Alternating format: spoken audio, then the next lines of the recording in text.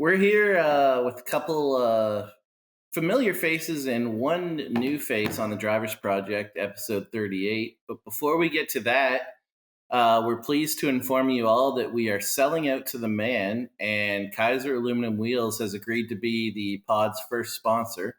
So no matter what Dom tells you about buying Sander wheels, don't listen to him at all and only buy Kaisers, right, Dom? Yeah, just look at my hat. Now, the unfamiliar person that's with us is Mike Hess, and Mike's name has come up a lot lately on Twitter.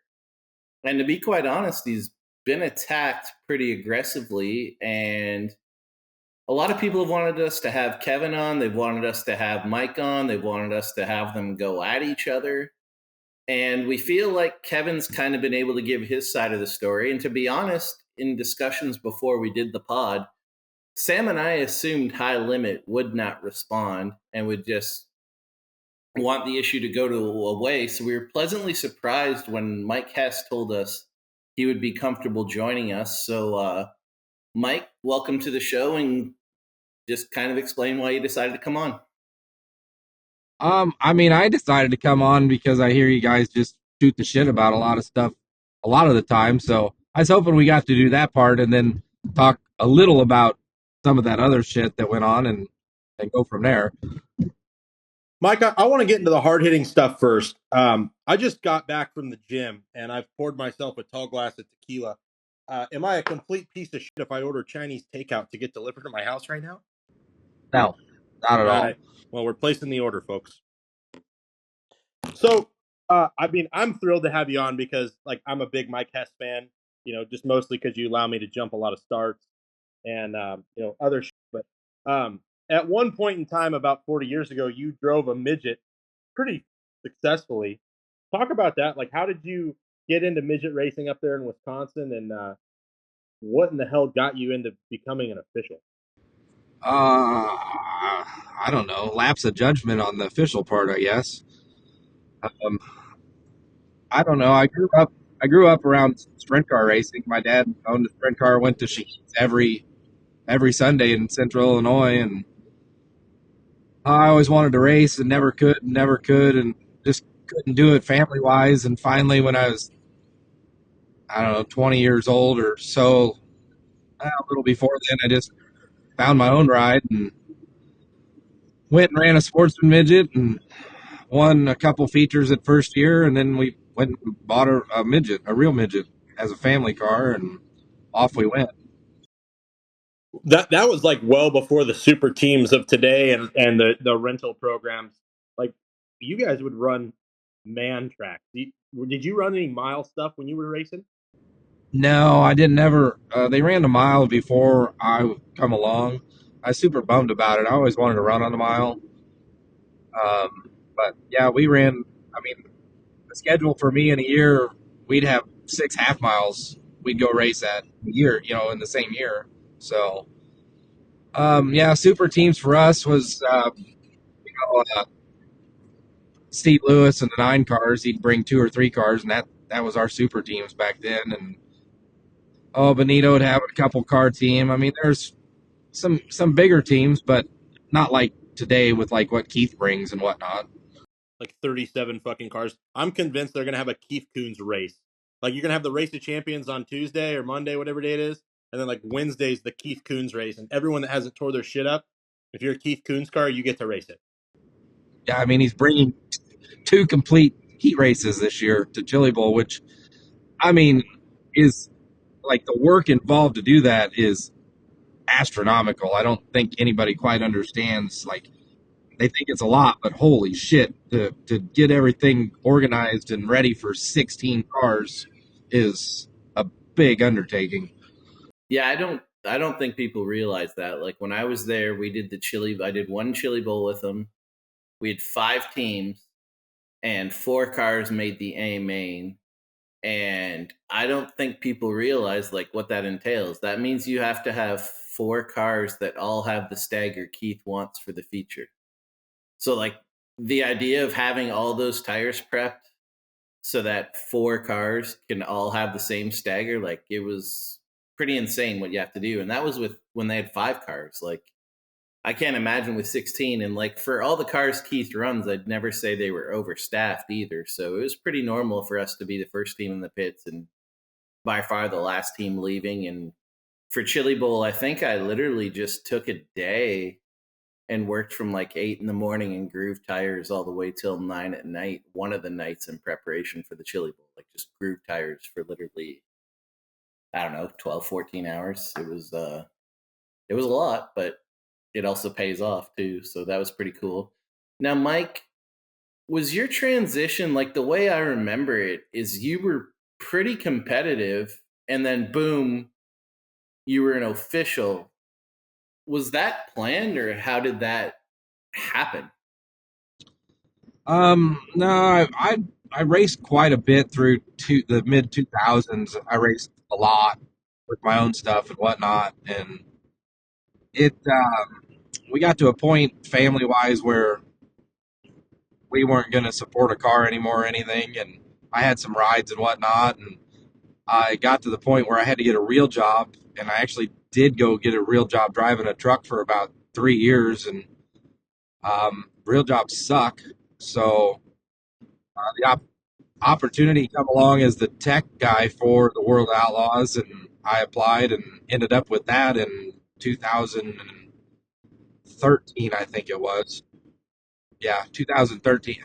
Last half of 2013 and the first half of 2014, I was the tech guy for the World Outlaws. And I didn't really like that. I didn't feel like that was my role, so that's why I went back to driving a truck at home. Was there anything that surprised you about the role that maybe drivers are ignorant of or teams are ignorant of? Which role? As the tech inspector originally. Um, no, it's pretty cut and dried. I mean, you're just looking for anything that's out of the ordinary, and you know, hoping you don't find it, but you do, and you just have to deal with it, and on you go. But yeah, I don't think there's anything hidden as a tech guy that you have to deal with. Now, I feel like in sprint car race, like you always hear about in NASCAR, all these guys that come back later and they tell you about all the clever things they did, like super long fuel lines and stuff like that, short cars, stuff like that. Was there anything clever you actually found, or was it all pretty straightforward? I didn't like the tech role. I probably didn't delve in deep enough to find anything like that. I mean, every good crew chief has things they do that is probably clever, but I didn't. I don't know. I guess I didn't embrace the role enough to find anything like that per se. So what you're saying is you let a lot of guys cheat, basically. Like, let's just get out and say it, Mike. Come on. Well, I wouldn't say I let him, but I guess I let him because I didn't look very hard. I remember one time, I forget what race it was. It was you were the tech guy, and I believe you checked my nose wing somewhere, and you're like, "Yeah, hey, you got to roll that back like 3/4 of an inch." And I'm like, "This, like, he can't just let me have my nose wing forward." And it was completely intentionally forward, but it didn't get past. Yeah, I mean, stuff like that's easy. You got to gauge. You just look at it and say it's got to fit. Period. Uh, Okay, so could you take us through the process of how you ended up becoming the race director? Well, I went back home to drive a truck, and um, when I went home at that time, Don Gravy quit as the race director for the Outlaws, and he'd been there for 17 years, I think. And they went through, I think, two guys, and finally, after the second one, Carlton called me and asked if I'd be interested, and I said possibly. And then we talked, and then that was 8 years. The rest is history after that. So, my dad runs a series at home, and this is one of the things that is eternally frustrating for me. Whenever someone comes to you with an issue, you're always going to piss someone off. Like, we have a lot of issues, specifically like start jumping. Like, no matter whether you say you call back a start, the guy who you called it back on's pissed. If you let it go, the guy you let it goes. who got smoked on it, they get pissed off. So basically, you are always going to be making an enemy every time you make one of those 50-50 calls. How do you kind of manage that? Because I know it's very hard for my dad and I, because usually it's two of our friends, and then we make a call and it's against someone, and we to us it's the right call, but then we make an enemy out of a friend. How do you kind of work your way through that? I think I definitely got tested in the early years, and I just stuck with by how I call a race, which is advice I give to anybody. Like they go, "Well, how would you do it?" And I said, "I don't. How I does it doesn't necessarily mean it's right. Whatever you do, just do the same thing every time. Is what teams are looking for is the consistency. So just do it the same. So how are you tested? I gotta ask that. Just guys, they'll push the limit on starts, or just little things here and there that just piss you off, grind your gears. You know, you know how it is out on the road. Dom got up and walked away, probably to get another drink. So I'm going to ask you the first question that's going to put your feet to the fire. Who's the worst at jumping starts? Brad Sweet. Man, I think that Dominic Zelzi guy is horrible, but he doesn't start on the front a lot, so It's hard to jump a start when you start fucking 30th every night. yeah, I can't see that far back anymore. I'm old, I guess. Because we I all mean, like we all got our guys that we think jump a yeah, lot. there's definitely some habitual offenders, but I'm not here to throw them under the bus tonight. So, Why uh, not? I still have to deal with them, and they've still raced. So, They drive a 49 car. I mean, honestly, like Brad knows that I'll penalize him as quick as anybody. I did this year, and I would again. And I mean, guys like Brad, Donnie, they just go start the race. They don't try to fuck around. Um, you know, just the way it is. Other guys try to fuck around, and you burn them once or twice, and they just figure it out. So like I guess one thing I do have a question on is like, you know, I mean, let's just call a spade a spade. You've been accused of like basically conspiring with the devil on, you know, all the stuff that's on, Twitter and whatnot, which we'll touch into a little bit. But like, have you ever just completely, absolutely messed up? And like, what do you do in a situation like that? Oh yeah, one of the earlier years in California at Chico, Jonathan Allard was on the pole. I don't remember who was outside pole, but ended up I penalized Jonathan, and the next start it was the same fucking way, and I was like, that was the wrong guy. And I went down after the races and told Jonathan, hey, I went to his trailer, found him, said, hey, I screwed that up. After the next start, I saw it. I said, I can't change it, but I just want you to know, that's not the way it should be. And, as a competitor, you're like, well, yeah, I'm pissed, but thank you. Yeah. I'm just kind of upset you didn't talk about when you absolutely bent me over in Houston, but that's fine, Mike. Yeah, I get it. That wasn't all me though. Like I'm the race director. I'm not the scorer. I know, but you were the And one the that score got my wrath. and the scorer said he's a lap down. I'm like, are you sure? And he's like, yep. I'm like, I don't know. Okay. And then I'm when actually you, pretty sure that was Carini, wasn't it?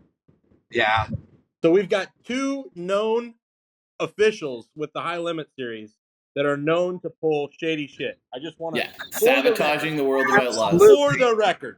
The high limit series was in place 3 years before, and these guys are like, let's fuck people in advance. It's a Yep. conspiracy.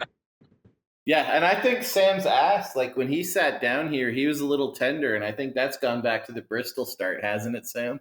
Well, well, we all know that caused a big stir, actually, I was surprised most officials wouldn't have had the conversation that me and Mike had for as lengthy as it was. Most would have just said, "That's it, and it is, and it's over with." And I respected that after that. I mean, I still think the call was wrong, and I probably always think that.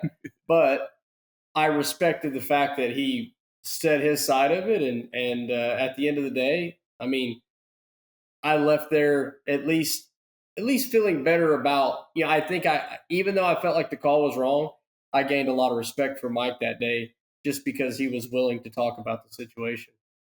The only other time I can think Mike like just blatantly f***ed the guy was at the Tulare Outlaw show a few years ago when I was leading it. He didn't count yellows, but outside of that, I mean, you've been a pretty standout guy. So since we're talking about like respect levels and stuff like that, who are the officials you respected coming up through when you were racing? Who were some of the better officials you dealt with? When I raced, like I raced Sun Prairie, Wisconsin, and there was a gentleman there, Bob Parks. He was a school teacher. It's crazy. He was a school teacher, but he was just, this is the way it is, and that's it. Like there wasn't any games. And then at USAC, there was Bill Carey, which was a school teacher, and he was honest and forthright. And if something happened, he used some sense and tried to help you out if he could. Just that. And then when I raced early days with MARA, Jim Siner was on the radio, and he was really good at just being to the point. Like didn't raise his voice, just said this, and on we went. So I just tried to take a little bit from everybody that I thought did a good job, put it all together. So what does that sound like? Like Dom and Sam absolutely know what your style is on a radio, but I have no clue and fans have no clue. I know from when I raced, I had race directors that talked a lot and race directors that talked very little. What's kind of your I just try to give information as a racer that I think you'd want to know. And I always try to keep my track workers safe. If I have people on the track, yellow's yellow. We don't hit the gas. We just idle because you never know if you hit the gas and you pop out beside a car and there could be somebody picking up a piece of debris or something. Just something. So we just stand and idle. Um, and when I talk on the radio, I just try to talk the same way every time. It's almost monotone. If I get excited, it's just I try not. I don't ever yell in the radio because then you just lose people. But like it's just this is what I see.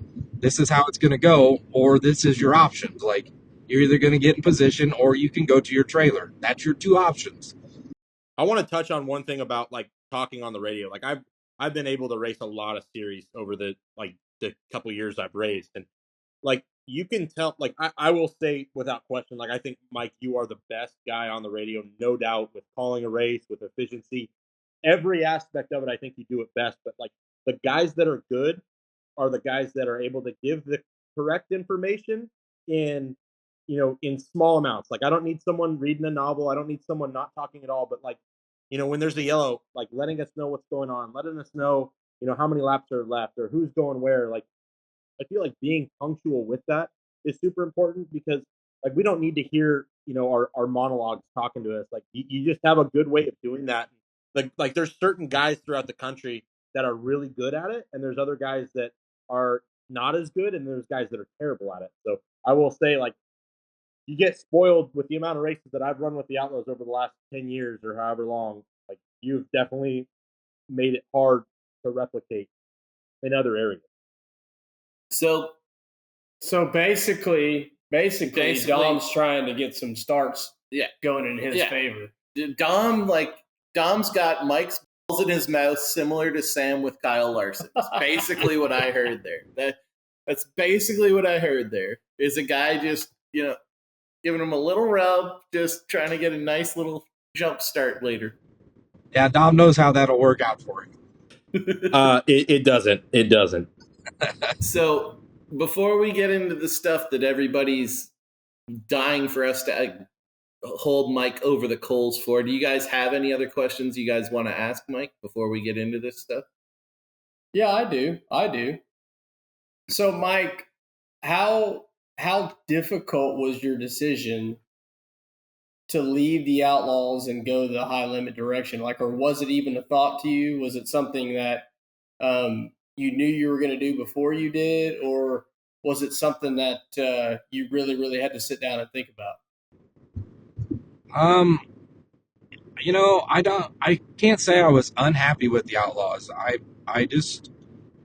didn't get the gut feeling I was in line for a promotion, so I kind of shopped a little bit, and I didn't have to shop hard. I mean, Brad come along with High Limit, and he could sell ketchup to a nun and wearing white. So I think if WRG would have pressured me a little bit and given me some incentive to stay, I think it would have been a harder decision.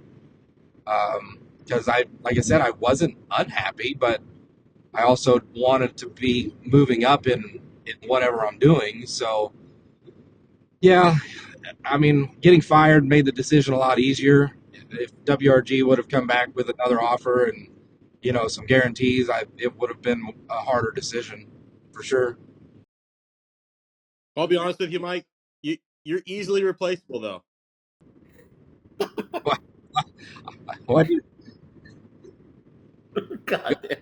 He's so worried about having his balls in his mouth. Now he's just I know that, but going that's the other way. Mike. I do want to say I we didn't can even cut hear whatever you.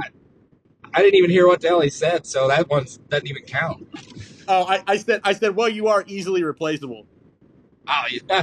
I mean, I honestly feel like anybody is replaceable. I don't have a job like thinking that I'm not replaceable, so that's fine.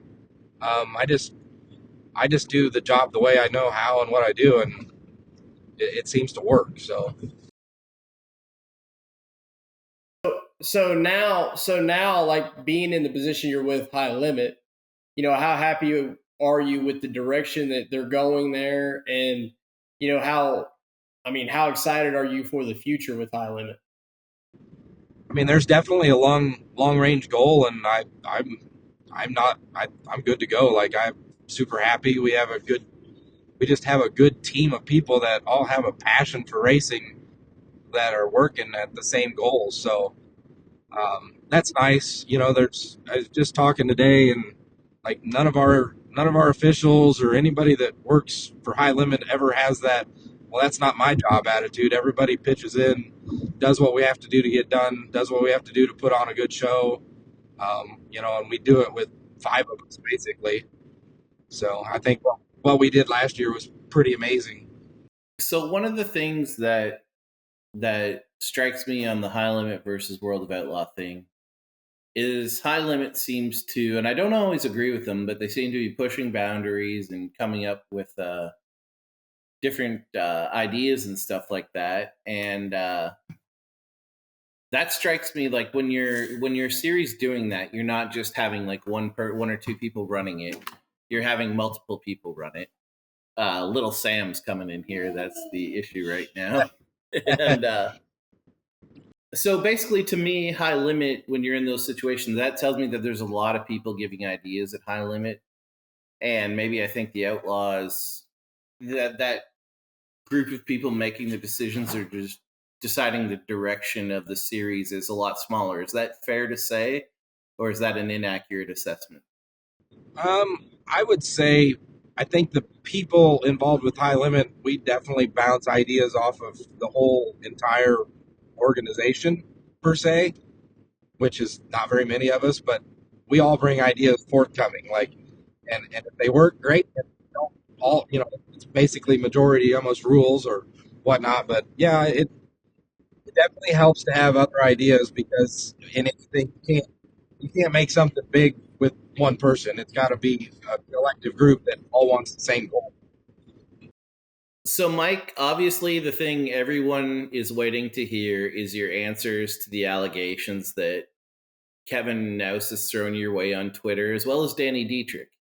And the three off the top of our head is the Wicker Bill situation where Kevin Nouse referred to a top wing being allowed that was above the 1 inch tolerance that you guys are allowed. And then the second one was a Wicker Bill issue that Danny Dietrich brought up on Twitter about a specific race where he felt he saw something. And then the third issue was the double crank trigger. And if you guys can think of other issues that I don't remember brought up, or if I'm forgetting something, feel free to chime in. But Mike, could you take us through each one on your end, starting with the tall wicker bill?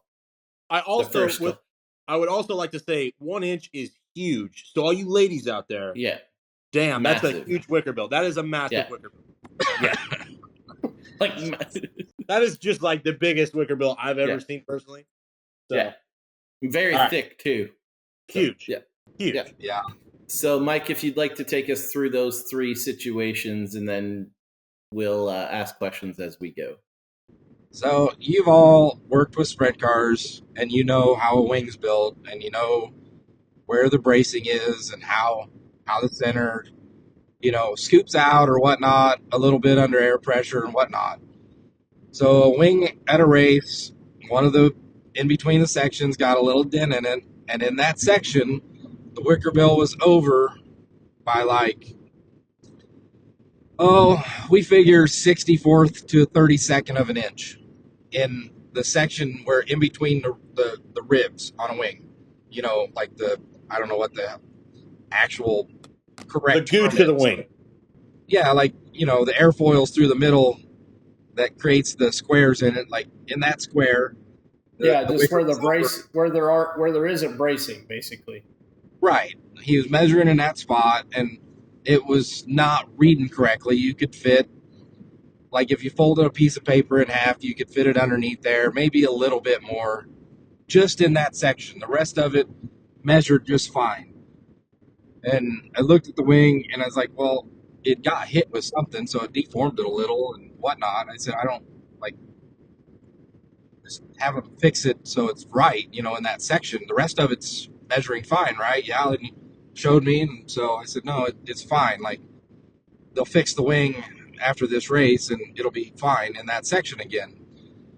So that's his claim of a 1/4 inch, which, I mean, I guess if you want to be, well, it's to the rule, but then you don't know how many wings you'd find illegal after a race that hit something that might not measure correctly with the tool we use. But if you took a tape measure, which I should have that night, and measured right on the wicker bill to right to the bracing, it would have been probably fine. But I didn't. Mistake made, lesson learned. So basically, you can just cheat, is what you're saying, right? Like, yeah, just run whatever the hell you want. That's fine. You guys never caught my 5-inch wicker bill that I ran at Skagit in the C main that I was in. So which for you ladies is massive. Massive. Nobody even knows. They can't count to 5 inches. Let me tell you, not in this household at least. But yeah, I mean, now the way I also understand it, it was probably at the track that wing air on wings probably was the least effective it was all year. Is that fair to say? Yeah, I mean, it was a small track that he probably would have won without the wing on. It was just one of them situations where you take a little common sense and put in with the rule book and say, well, something hit it. It's only in this section, which is 8 inches or whatever it is. I know you'd never know what 8 inches is, Dom. No, can't count that high. That's got to be my wingspan. In that section, you could roll the frickin' gauge up on the wing and get to the wicker, and it would miss by, a paper.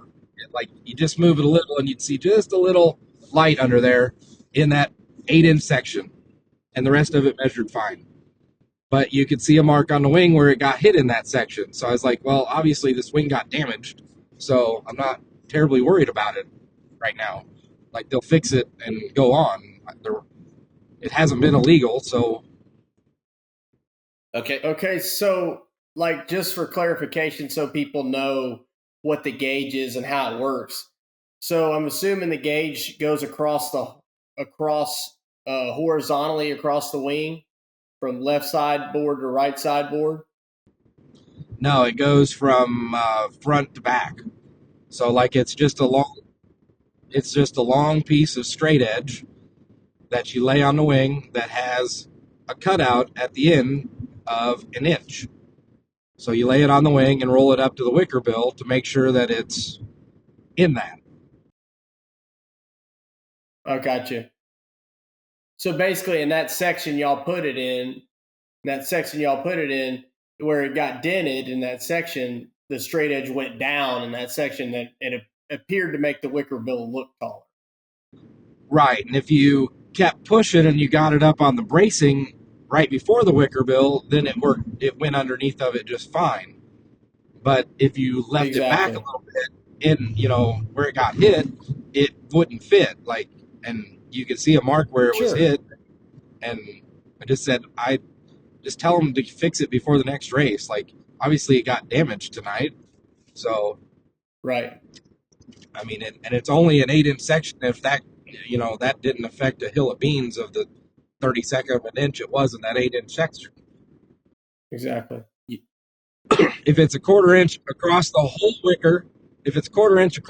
wicker, then you got a problem. Yes, you're going to say, I'm sorry, that don't fly tonight, but you have to do something. But you look at what it did and why it did it, and know that they're not doing it maliciously.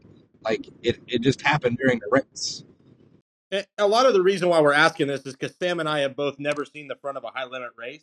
So we don't even know that there is tech. So we just want to confirm that way we know what to look for when we do get back. I mean, Sam don't even come race with us anymore, so. Hey, he had some top 10s with you guys this year. Come on. Yeah, I was just looking for some tow money, Mike. Looking for some tow money. I didn't have any. I told you. $400, $500. Maybe some pit passes. I don't know. I don't know how many people want. He gave it all to me.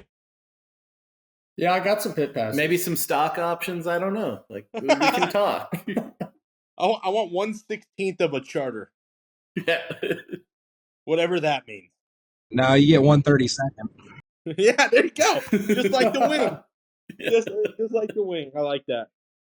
So then Danny Dietrich, who certainly knows what's going on in racing and certainly isn't afraid to voice his opinion, he also accused you guys of allowing a tall wicker bill to pass. Could you take us through that situation, please? Yeah, I talked with Dominic about it. It was actually a race he was in. It was at Skagit. And Dom didn't make tech that night? I didn't make the show that night, just so we're clear. I was fucking alternate. His 4-inch wicker didn't work that night. Yeah. I could have used a 10-inch, and honestly, it wouldn't have worked. Well, I'll give you an excuse. You're coming back from concussion symptoms. Yeah. I'll let you slide. At the track where it happened, you had a lot of mental. Basically, High Limit is really fucking loose on their concussion protocol, which is why I suck, not because I didn't do good. Yeah. I mean, to be fair here, I mean, I don't know if I could tell when you were concussed. It's been 12 years. But anyway, he sent a picture, and I'm like, yeah, that looks tall. And I went and looked right at the car, and I'm like, oh, it's not tall. It just must be the way the picture looks. Took the gauge, measured it. It measured just fine. And I told him that. I'm like, we measured it. And I mean, it's plenty fine. And for him to not believe me, for one, not believe me, whatever. I don't really give a shit. But to believe that all the crew chiefs in that pit area are going to let that fly, there's guys that would have been on that like flies on if that was that tall in a heartbeat. Yeah, especially Dom, since he had nothing to do that day. Exactly, because I was a spectator. But one thing I want to say is, dude, racing a lot of series, you see a lot of shit. And, quite honestly, whether I like you or I hate you, I don't think the Outlaws have ever, I've never seen them actually do something that benefited a regular guy. Just Mike, I believe you were there when the 83 car got popped for doping tires. I don't think anybody on this podcast right now thinks the 83 guys doped tires. I would go so far to say, I'd bet a lot of fucking money that they didn't dope any tires. But nonetheless, the tire that was on the car was doped, and there was, things that had to happen because of that, right? I mean, are we right or are we wrong? I mean, you have to trust, the person that's testing the tires tests hundreds of tires a week. They're not just doing that. They're testing pavement tire. They test a shit ton of tires. So they are very much on their game And if something comes back that's not in, the specs of the tire, they make sure that they have the latest spec for that date code and check again just to make sure they're right. So like there, I wouldn't tell you that they cheated either, but at some point in time that tire got altered somewhere. Right. Exactly. And but that to me, if I'm the World of Outlaws, the last guy I want to disqualify is a national team that's running with me all year. But the World of Outlaws decided to do that, and the head official at the time was Mike Hess. So No, that that was leads me to Carlton. believe, right? But you were the head official, weren't you, or the race director? I was just race director. I mean, series director was Carlton. He's the one that levies the penalties. So So you are a crooked official, is what you're saying. But don't you have my Fuck, Mike, Venmo yet? I'm trying to stand up to you, but Don't you have my Venmo yet?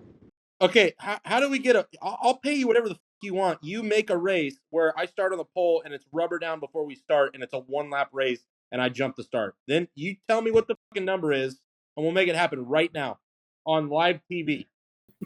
On I live, mean, not live TV. I'll still you're it gonna have up. to pay. You're gonna have to pay Carini off too because you're gonna have to get a good draw. I'm calling Brad Sweet. He'll wheel and deal. I'll be a series sponsor. So then the third issue I think is an issue most people don't understand. So I'd actually like Sam to talk through it. There was accusations of a driver being found with two crank triggers. Sam, I know we run crank triggers. Could you explain that to people that don't really know what we're talking about? Yeah, so the teams that do run a crank trigger, most of the time is there's basically you time the motor off the mag, and then the switch will either you can the switch will retard to, say, if you're timing at 30 degrees, it'll retard to 24, or however far you want it to move. There's different, it varies differently between manufacturers if they want a 5-degree split or 6-degree split or whatever the case is. But in this current situation, what he's talking about with dual pickups is each pickup is on a crank trigger. So each pickup is electronically timed. Whereas, usually if we have one crank trigger, it's mechanically timed in one position and it's electronically timed in the other position. So that's what the reference is to. Now, when do you actually use them? What's the advantage of a crank trigger? Well, most guys use a crank trigger, if they're 30 degrees is their timing. That's their optimum horsepower number. And then a lot of guys will, lose about 5 or 6 to maybe get the motor to be slowed down and to help you drive in the slick is what most people use it for. And the standard setup is one crank trigger, and it's pretty common to see that crank trigger, correct? Yeah, a lot of engine builders use that. So when you see a second crank trigger, what do you think people are thinking immediately? Well, I would assume if a guy sees a guy with, which would be hard for most guys to see if a guy had two crank triggers, but if the case was, I think a guy would think that he's trying to somehow have traction control or something like that. But obviously, with two crank triggers, that's not the case. It's mainly he has two pickups on two different timing spots. That one more timing spot than another guy's going to have, basically. So now, Mike, with that all explained, could you take us through what happened in that situation? Well, the rule book says you can't have two. Fisher runs a system that has one, but it runs two transducers, so it's not quite two crank triggers. But at the end of the day, with talking with other people in the industry, like I think everybody's on board with you can run two types of whatever you want to run with your ignition system, whether it be your mag and a crank trigger or two crank triggers, and just your switch can only be two-way. It can't go to all three. Right. So with So the transducer, when you get to 77 miles an hour, do you go back to in time, or is that not the case? you got to get to 88, bud. 88 miles 88. an hour. I've never been that fast. Yeah, I don't know. I mean, I know. Um, So could you kind of take us through that situation and what happened there, and maybe while that takes place, Dom can research how to go 88 miles an hour and go back to 1985 to kiss his mom. Well, he ran across the engine that had 2 transducers, and he asked me, and I said, well, they're not going to do it knowing that we look at stuff. And the individual that had it said, no, we've been running it with other series and other tracks. So I called other people, and they said, yes, we've been allowing this. And I'm like, okay, so yeah, it's fine. Like, if they're good with it, I'm good with it. So, and talking to engine builders outside of who have it, that don't run it, talking with them, they're like, no, it's just a better method of timing your motor and making it burn cleaner. So is this a rule that you guys will probably address? Will you guys probably actually open it up in your rule book next year? yeah, we'll change the wording to make it to whatever is across the board for the national series and big racetracks. On that type of situation, whatever they decide is probably close enough to what our feelings are, and not get us, out on an island even more. Okay. So speaking of out on an island even more, Sam and I have not been shy about us not liking the rules and some of the rules that High Limits brought in, and I'm not even going to get into that. I actually want to get into. Why not, Puss? Come on. Oh, we can. We can all day long. Come on, Daryl. But the thing I'm actually interested in is I think that was really ballsy of you guys. Like I think that was really ballsy of you guys to take a lead, knowing that the World of Outlaws could hang you out to dry. So even though Sam and I do disagree on some of the rules, what thought process went into that? Was this a deal where you guys felt strongly enough that you didn't care that the World of Outlaws would follow? Were you hoping the World of Outlaws would go along with it? I'll be happy to argue it, and I'm sure Sam will too if you actually want to argue. At the end of the day, every racetrack, series, whatever it may be, has a product to put on for the fans in the stands. And anything we've done is something that we're trying to do to make the product on the racetrack better for those fans in the stands. And if it doesn't work, it can go away as easily as it came in. But at the end of the day, if we don't put on good racing, we don't have anything, because people aren't going to come watch it. So the one shock adjuster, that was my idea. I wanted to do all of them. Hell, in the midget, I had enough knobs in there to get me to space and back. So I just felt like trying to do something to give a little adjustment in a race to maybe make somebody better, make somebody worse, whatever, to make some comers and goers in the race. You have a guy come from 20th to 2nd and a guy 2nd to 10th. You have movement on a track, and that's what's going to put butts in the seats. And that was the one rule that I actually was totally fine with. I don't think there's I really like that. I like a team that that has had an issue with the shock adjuster rule. I think that's basically looked at a rule that's just going to benefit people that know their shit. Okay, so and then the air pump. Obviously, you've raced with me. You know my diligence on yellow and not buzzing the tires. But we also have issues where if you don't buzz the tires, it is, that right rear goes down just a little bit, and it makes that thing tight going into the corner, and we have bad things happen. And I think we're just like, if it can have a pump that has a tire with a slow leak and it keeps it up, because as a racer, if you're running in a position where you're going to make money and your tire's going down, you ain't coming in. You're not pulling off the racetrack. But if you have a system that keeps that tire pumped up and you finish the race and it doesn't blow and junk your race car, if we can, solve one of them to where we don't junk a race car, I think it's worth it.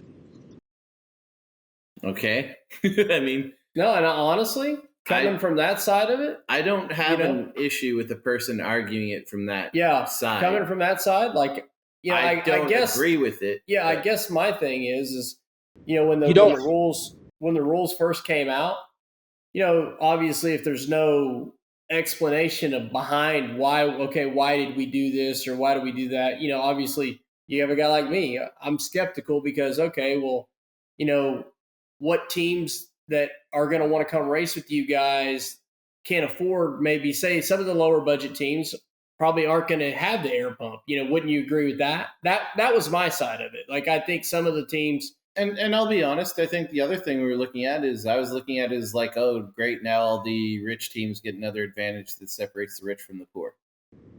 I mean, honestly, I don't think you have to have them to win. I don't. I do think there is an advantage when you're running on a track where like there's a cushion on restarts. I do think you have an advantage. And then I've said, and I'm sure you've heard it before, I don't think it's practical now, but I would like to see us just not run bleeders or any of it. But I think the cat's out of the. I think we're past that now. I think we've lost I mean, that. So if you could get the transducer to 88 miles an hour and roll the time machine back, you would tell digital bleeders to go take a hike. Yeah, I agree. I really think allowing those, and damn it, I think as much as we've gotten money from Kaiser, I don't think we're getting money from Jeff Swindell. I think that just opened a can of worms that wasn't good for sprint car racing. Yeah, I mean, I remember when they come out, and I'm like, Jesus, I just started running bleeders. Like, I don't even, like, and for the cost is like, holy shit, I'm not going to run them. Yeah, but now I remember like at our local track, we banned them. And then within 3 years, people were begging for us to legalize them. It's like, why do you guys want us to legalize a way for you guys to spend $1,400 with something we can address for $20? Well, I disagree with you, Mike. I don't think you can win without these bleeders because, like, I've been running without those bleeders for 12 years, and I have not won an outlaw or high limit race. So that's proof enough. We're still trying to get pecked. I mean, the one good chance you had was at Houston's, and we just f***ed you right out of that. So, how much Chinese did you order? I don't know. Holy Christ! Well, it's a good thing you went to the gym. Yeah, for no good reason at all. People think I go to the gym to get in shape. I go to the gym so I can eat like fucking drink tequila. I work every fucking day. I'm not a professional race car driver, so if I can't have my alcohol, my Chinese food, then fuck all you guys. Yeah, we know you're not a professional race car driver. Professionals don't start that far back. So as usual, I'm a shitty host and we got way off track. Is it fair to say that in summing up these situations, is this a fair summation of it? Is basically you felt Kevin had a very, very extreme black and white take on these things where you felt like there was more gray area that needed to be operated in? Is that a fair way to sum it up? Yeah, I think you just have to look at the situation and do what is common sense right in the situation. Obviously, if it's a major infraction, there is no common sense rule. It's easy. It's done. If a notable person shows up with something and says, "Well, I've run it here," you go, "Okay." He knows I'm going to call them, which I did, and they said, "Yeah, we've been allowing it." I said, "Well, we're going to allow it too, because I'm not going to turn away, people because of if they're not, if other people are doing it, then they'll just go race somewhere else." And I do think that's an important point for people to understand. Like, I didn't follow it insanely closely, but basically, is it fair to say the Extreme World of Outlaws Sprint Car Series basically got killed because they enforced their tire rules? Like, that's basically what happened, right? Like, a bunch of major drivers got caught. They left the series, they quit running it, and the series died. And then at the same time, you guys, I know people like to say you're not at war, but you're at war with the World of Outlaws. And you do know that if you DQ a guy, they might run the other series. Yeah, and it still don't play into my factor. Like I said, if it's clear cut and dried, like, that's easy. If it's something where you look at something that got damaged during a race and it doesn't quite fit your template, you go, okay, what happened here? Did they do it on purpose? And if you go through all your steps and say, nothing was malicious. You have to do what's common sense. Okay, so then my next question is, because I'm always surprised running our series back home. How often, like, there's these three incidents that have been brought out. How often would you say you are having to work in the gray areas? Is it happening every race and people just don't understand that? Is it a once in every few races, or are these the only ones where you're really having to work in the gray?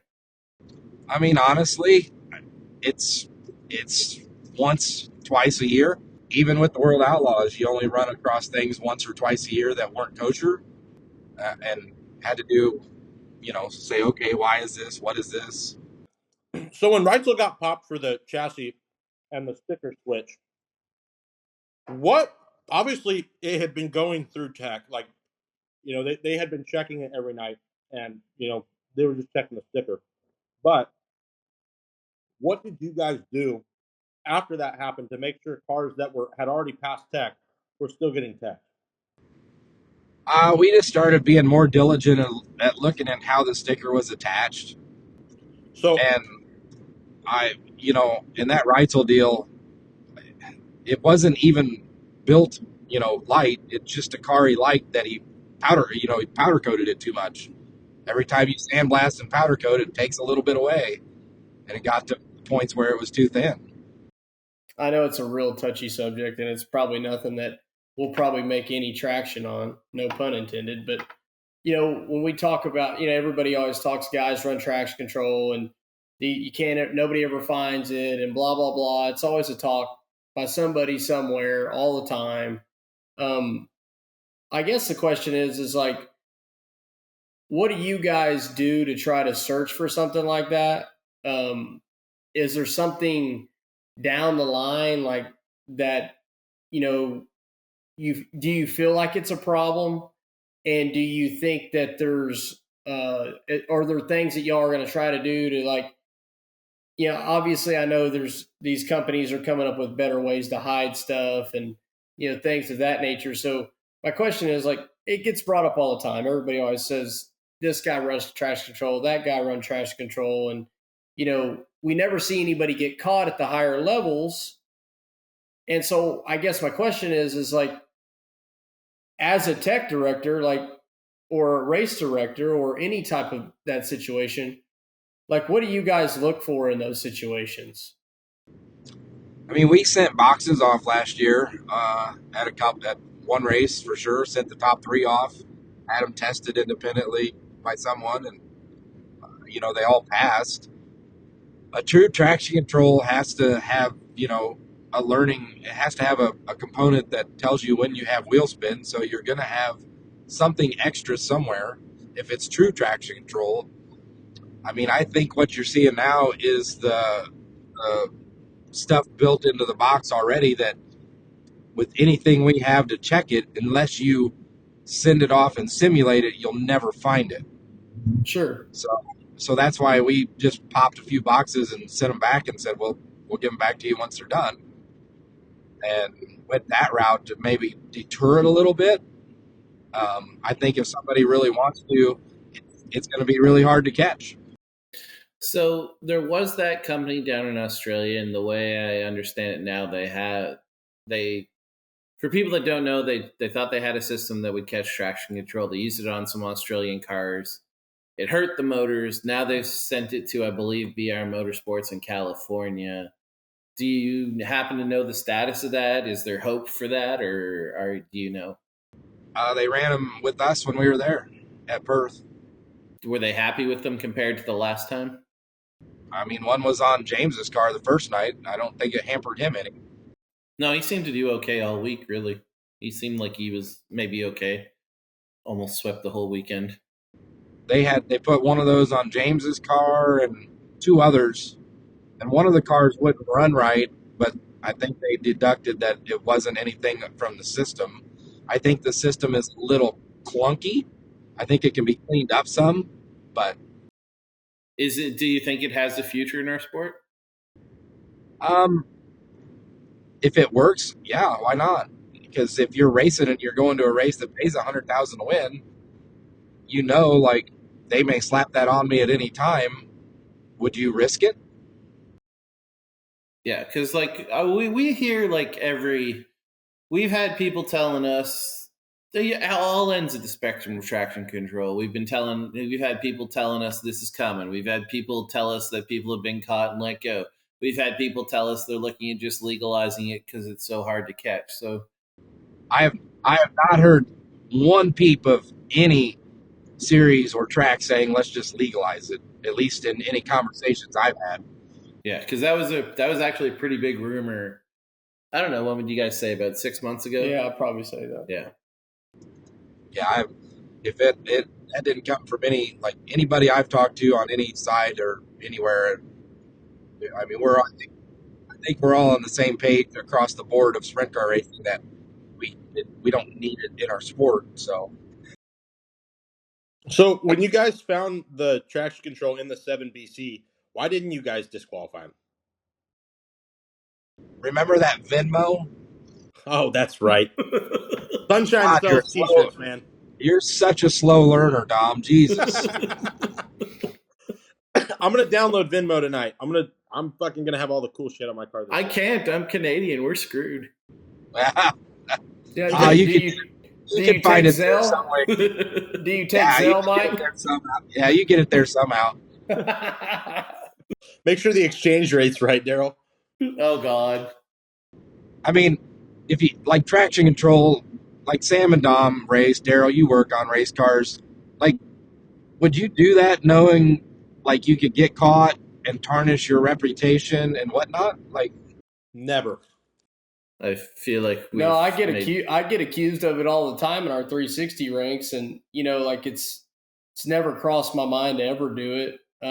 I'll be honest. I've been curious. Okay, what would it be like? What does it feel like? What's it do to the race car? I've always wanted to know that. Obviously, I've never tried it, but you hear all these guys. Oh, supposedly so and so runs it, and so runs it, and but nobody ever gets caught. So as another racer, if it is an advantage, I just want to know, like what it would feel like versus not having it, and then you hear all these guys say, oh, the traction control they have now is so much better than what they had a long time ago. And it's so far advanced. And you hear all this stuff. And then you also hear the opposite of, oh, it doesn't do nearly as much as you think. Yeah. And then you hear the guys say that. So like for me, I mean, I've just always been curious about it myself, just from the standpoint of, how well does it actually work?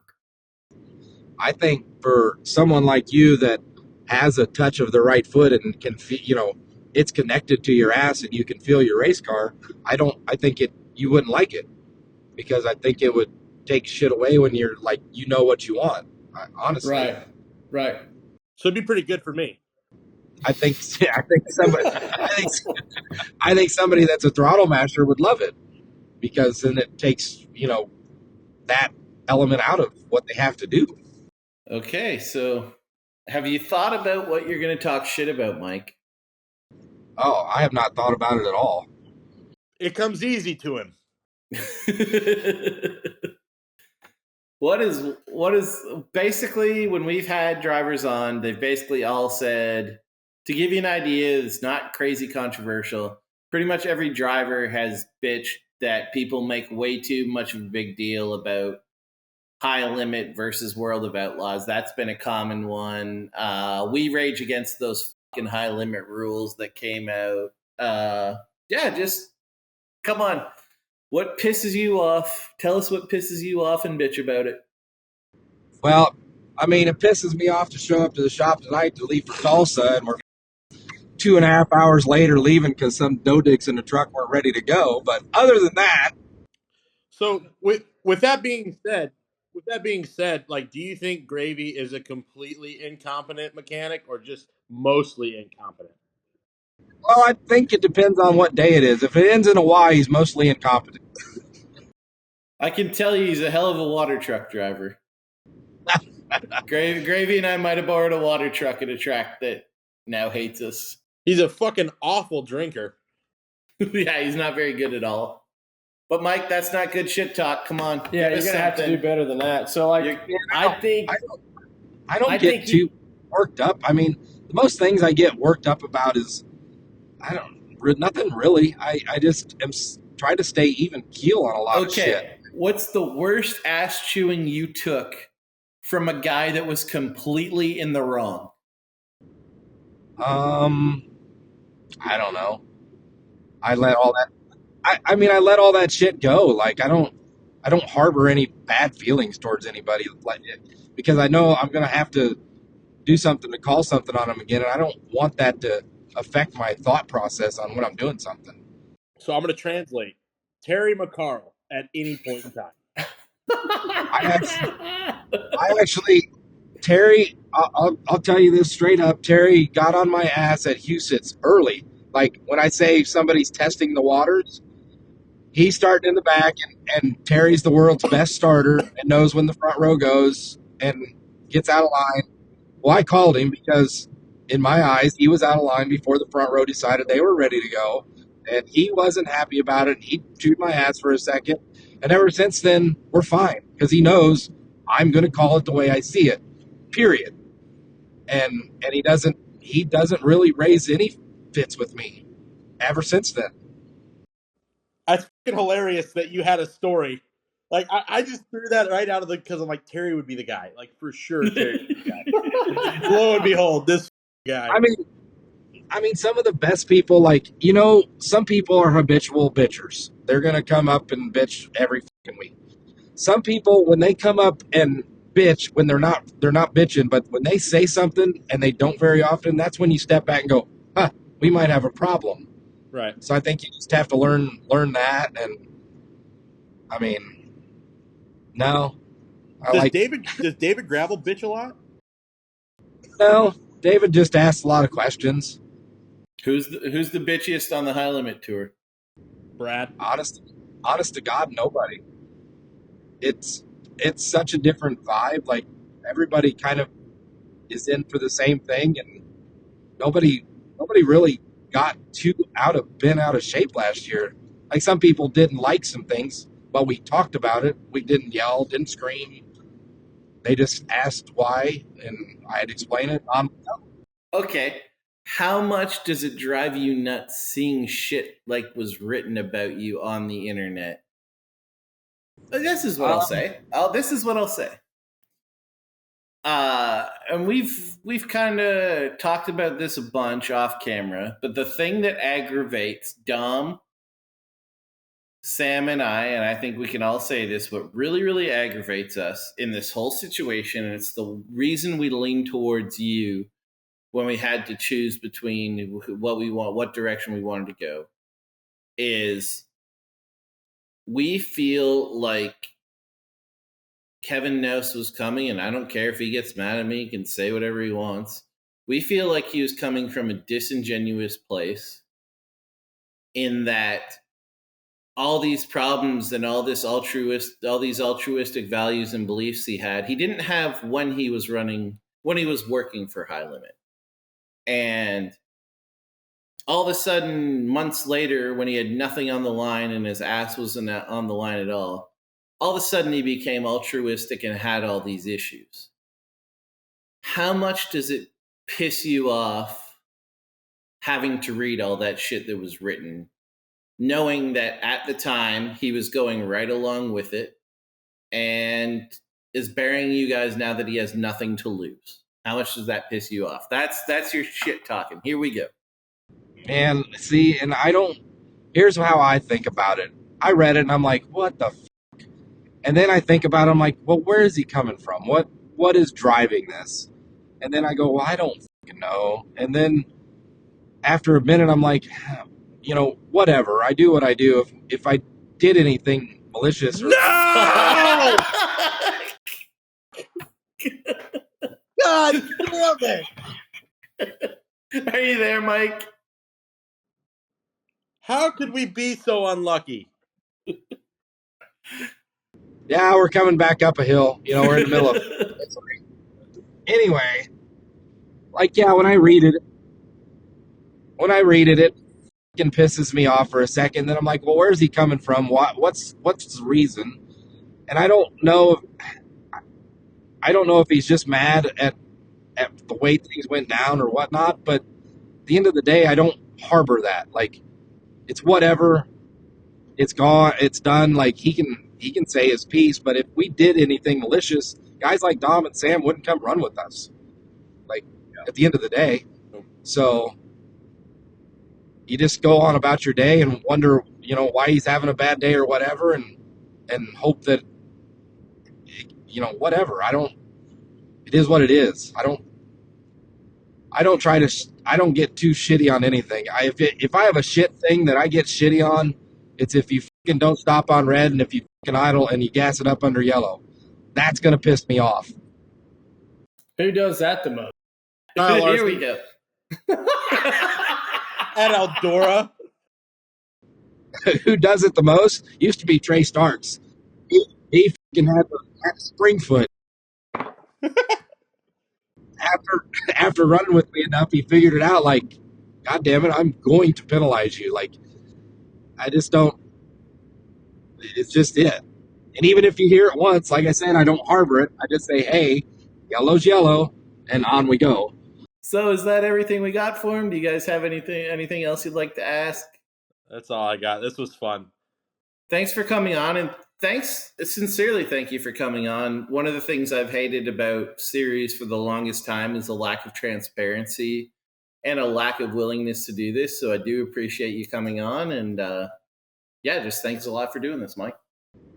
Yeah, like I said, yours is the only podcast I'd probably do it for because I think you guys are genuine and you talk shit and whatnot. Oh, don't worry. We're going to be told what giant pussies we were by one for not guy coming after you harder. And yeah. I mean, you can come after me. I've told you exactly what we did and why we did it or why I did it.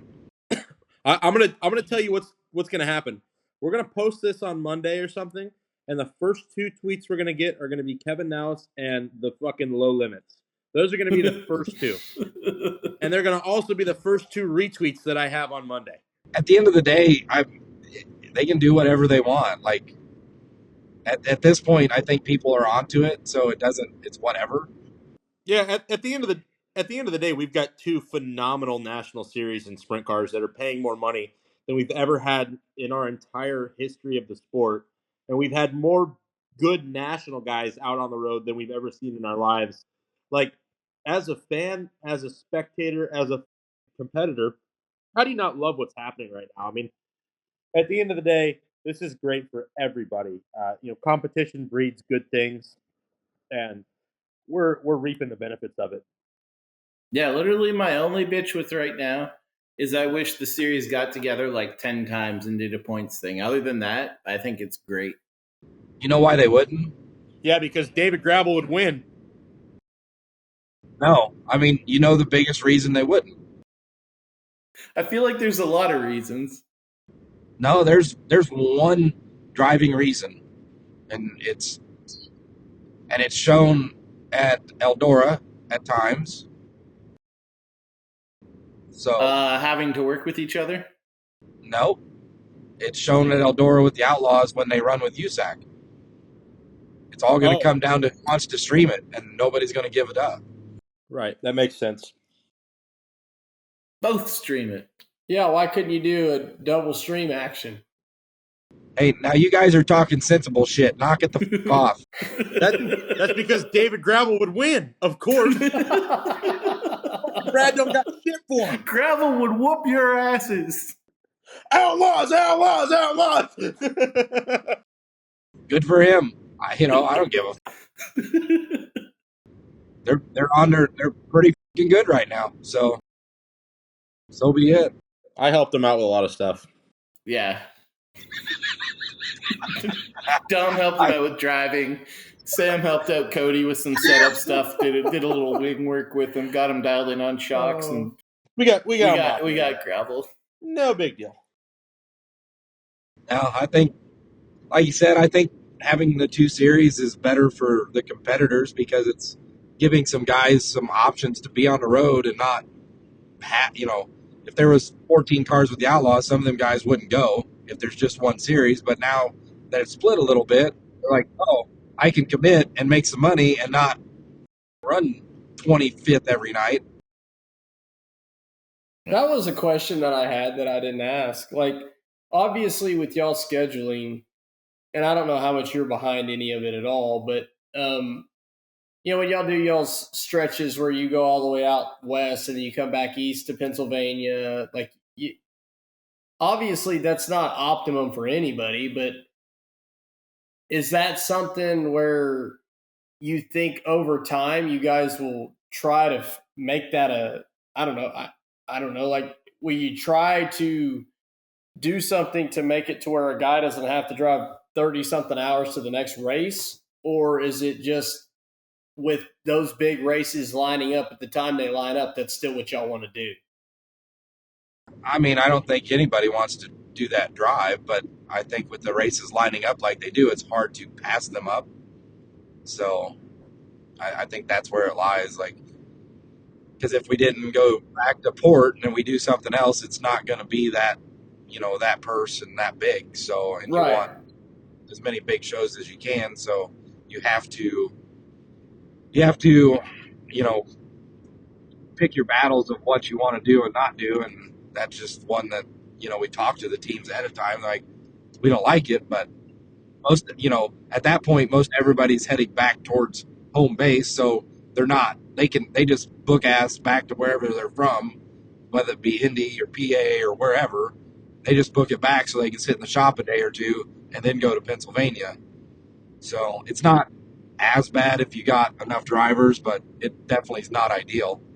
Is that a situation where you guys ante up a little more tow money for something like that? Last year, there was extra tow money for every high limit car that completed the West Coast. They got extra money. That's awesome. Okay, so Mary Kill. Gary Selzy, Dominic Selzy, Gio Selzy. Which one's first? I back, just letting you know. Yeah, I don't get to see Gio much anymore. I got to see him in Australia, which was nice. Talked to him for a second, so. That's the answer. Yeah. That's where he's leaving it. That's where I'd leave it. Yeah. Oh, we're answering that? Yeah. Well, oh man, that's tough. The toughest one is the kill, because I would probably marry Gio just because I think he's more stable. That's Then fair. I would probably, I definitely can't keep away from Dom, so yeah, I guess I'd have to kill Gary. Yeah, plus Dom back. Yeah, exactly. I'm everybody's favorite. On that super high note, once again, thank you for doing this, and yeah, I appreciate it a lot. Yeah, hopefully it doesn't get me lambasted again, but whatever. Hey, the good thing is, if you get fired, there's a series that would hire you back. So I doubt it. Yeah, I don't think he'd get hired back to the World Racing Group. Yeah, I don't think I get fired because I mean, they know I've always been forefront with shit. I don't hide it. If I do something, I'll tell you why. And you can agree with me or disagree with me, but you're gonna at least know why I did it. Back to like when Sam and I had the talk from Bristol, like this is why I did it. I know you don't agree, but here's what I'm looking at and why I did it. And that's it. Yeah, I mean, and you're wrong, so it's okay. I can't help it that you don't know where the line is, all right? We can't help it that Donnie Schatz isn't very good. Yeah, he didn't even take off.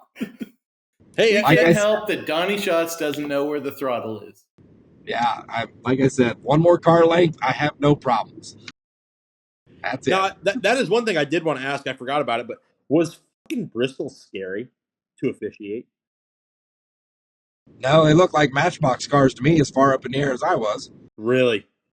Holy shit. I was up in the whatever top floor there on the front stretch. And yeah, you can't hardly tell. See the start line. I had my binoculars out. All right, we're good. But no, it wasn't bad for me just because it's so far up. The hardest part was telling, like, if you don't know exactly who is who at whatever point, it's hard to pick them out from the top of the wing. Right. I would have loved to run the What'd Did you you say? get that? I would have loved to run the midget there. Oh my God. Oh, so you're a psychopath. Kind of. I always loved the half miles. What was Belleville like? It was awesome. It was scary fun. Yeah, I remember Sam and I went there and ran once, and we ran 11th, and we pulled off. And we still finished 11th. Yeah, I mean, you nobody. just kind of throw caution to the wind. And I remember the one year I ran good there. I was running behind somebody. I might have been Jay Drake, and we went into the corner. And a lot of guys don't lift and just buzz it to the cushion. Well, Jay lifted a little, and I thought, well, if he is, I'm going to. And it actually helped me out a ton because then it kept the car under me more. And I ran third in the prelim feature and was running third in the Saturday feature until a leader went south on me. Should have had one of those Swindells, and then if you had you'd have been I rolling. never ran bleeders. I ran nitrogen, and we never ran tracks that really garnered a lot of heat. Yeah, like even on Coons' car, we used like the $20 gold bleeders. Like that's as extreme as he went. Yeah, I never ran them, and somebody said, "Oh, I think one of the Hoosier guys said no. With all the heat, you need bleeders." And well, you know how them fucking things are. It slow leaked, and I come in with like a pound and a half in the left rear. Still ran ninth. What was your best run at Chili Bowl? Seventh. Wow, that's impressive. 7th from 21st, and I probably had more. But I got up to Shane Cottle, and I think everybody knows his reputation. And I gave him a little nudge and He moved was him right once. around the top. Yeah, exactly. And I moved him once. Yellow come out. I went back behind him. I'm like, I'm not doing it again because I don't want punched. Can't blame you. But I think I probably had a top 5 car that year. I was too nice. Well, I think we're good. It's time to edit this and get yelled at by Twitter. Thanks for doing this again for the third time. And yeah, it was excellent. And Hey, can I get on a tow money list this year, or are we getting that or no? I don't think we're going to have any. I think we're going to have 14 or 15 cars again. well, the World of Outlaws, they're offering us like 800 a night plus stock options. So And I mean, if that's the way you want to go. then if you don't go run it, you're stupid. I mean, honestly, because 800 a night on top, as long as you make the show, that's fucking $2,000 just to fucking if you get there. So yeah, you'd be done. And if you get stock options, I don't know if they're worth a shit, but Well, I think that's everything, fellas. Are we good? Yep, let's call her, boys. Okay, talk to you later, fellas.